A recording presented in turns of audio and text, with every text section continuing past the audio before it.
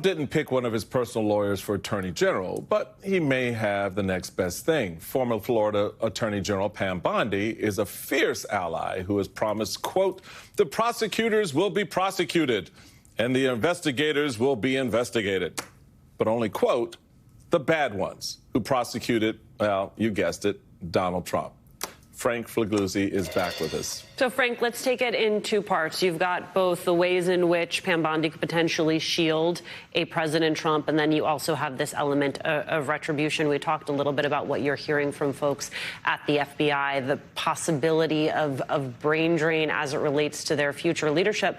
But there's also this question. I mean, how concerned are folks about this promise that Pam Bondi has made on national television to go after out-of-control federal prosecutors and FBI agents?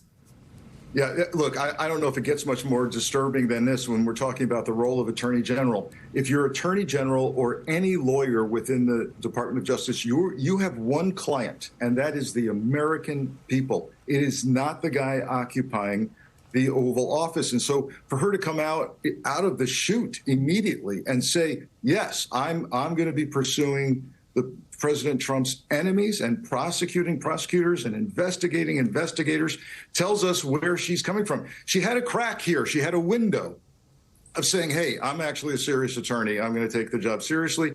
And she's wiped out that possibility. And then add to that, that while the two attorneys that Trump has named so far that would be under Pam Bondi, Deputy Attorney General, Associate Attorney General, are serious attorneys, let's not forget now that would mean the top three people at the Justice Department are criminal defense attorneys for Donald Trump. So already their mindset is, I have a client. My client is the guy in the White House, and not necessarily the American people. And that client in the White House is the dangerous, crazy part of all this, because it leads to behavior that is inconsistent with the function of the department as a whole, and a lot of backward-looking thinking about things that this president is fixated on. So I give you what the Washington Post noted on Friday. Trump plans to fire Jack Smith's team, use DOJ to probe 2020 election.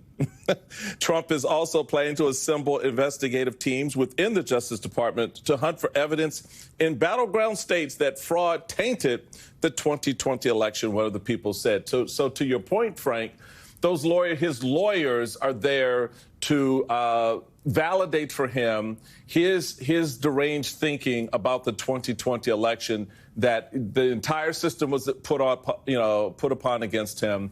The fraud was rife, that of all the people on the ballot in 2020, he was the only one who was targeted.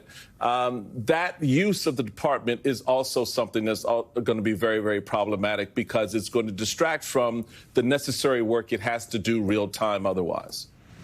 Yeah, the first thing that comes to mind here, well, two things. One is talk about weaponizing the government and the DOJ. They're going to devote resources to pursuing people who he disagrees with politically, career investigators at FBI, prosecutors at DOJ, who simply did their job, who have spouses and kids and just want to have a normal life and not get pursued, possibly having to flee the country. I'm telling you, I'm talking to former colleagues who are wondering whether they need to move out of the country because they're going to be cases against them fabricated, made up. And talking about firing staff, you've got to do that by getting away of civil service protections. And that means lawsuit after lawsuit after lawsuit. And what can the FBI and DOJ really be doing? Like chasing pedophile rings, like taking down violent gangs in your city. But no, we're going to dedicate a workforce to pursuing Trump's enemies.